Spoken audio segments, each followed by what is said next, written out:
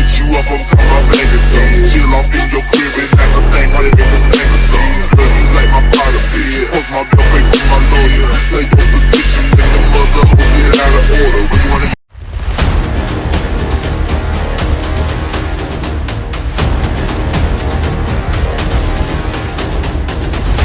According to recent reports, Georges St-Pierre was apparently offered a boxing match in Triller against Oscar De La Hoya. However, reports also suggested that UFC President Dana White blocked the fight from happening. In fact, White said at the UFC 262 post-fight press conference that Triller has been contracting him, but he doesn't pick up their calls because he has no interest in working with them at all. Speaking to Cinema Blend, St-Pierre confirmed that he had a deal in place to fight De La Hoya, but Dana White nixed the bout. I understand that Dana didn't want me to fight, however, it would have been fun, because my career as a professional fighter to become the best in the world in mixed martial arts is done. I'm turning 40 years old tomorrow. I'm going to be 40 years old. It's a young man's game. However, to rather fight a boxing match under the rules that Triller put on against the legendary Oscar De La Hoya, for me, it would have been a dream come true, because he is my second favorite boxer of all time, behind Sugar Ray Leonard. Plus, a lot of the money made would have been given to charity, and it would have been a serious competition because you say, I play basketball, I play hockey, but you don't play fighting. It would have been fun. What do you guys think about these comments from GSP?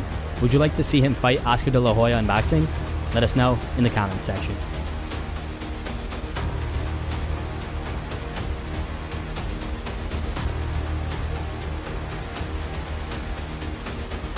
Speaking to ESPN's Brett Okamoto, BENEIL DarIUSH revealed that Tony Ferguson's trash talk during UFC 262 pre-fight press conference got him fired up and pissed, but he was able to calm down and enter the fight with no emotions involved.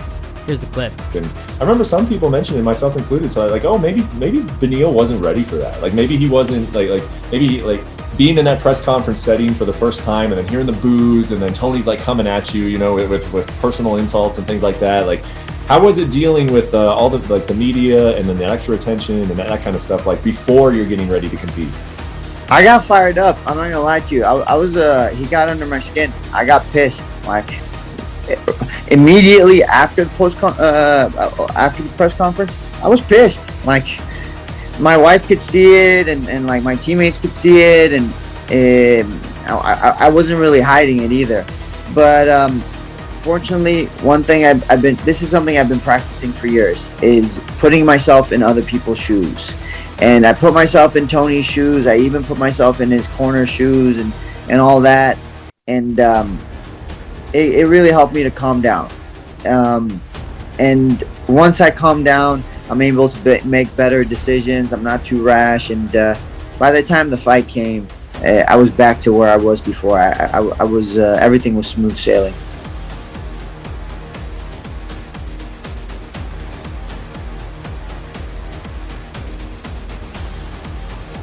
Israel Adesanya slams coward punchers after teammate Fau Vake left in critical condition. A rising star on New Zealand's mixed martial arts scene is in the biggest fight of his life after he was allegedly king hit by 4 men in a coward punch attack. According to witnesses, Vake was punched from behind and didn't see the blow coming. Fau Vake remains in a coma 2 days after he was allegedly attacked in Auckland's CBD in the early hours of Sunday morning. 4 men aged between 29 and 34 have since been charged over the alleged attack and appeared in court. UFC champion Israel Adesanya released a statement on the incident and captioned a photo and footage of his training partner Vake attached to a ventilator on life support in the hospital.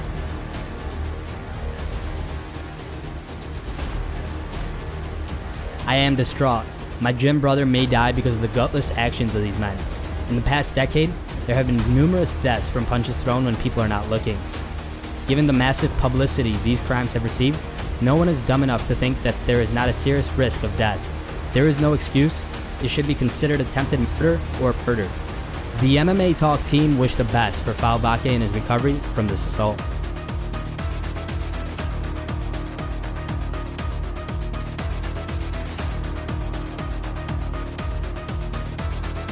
Speaking to UFC News a few days ahead of UFC Vegas 27, UFC middleweight contender Jack Hermansson discussed his upcoming fight against young prospect Edmen Shahbazyan.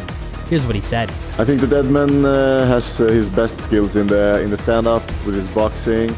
I have my best skills in the wrestling and on the ground, and I think it comes down to who can make it their fight, who can push their will in the fight and be the smartest fighter, so the fight takes place where we want to.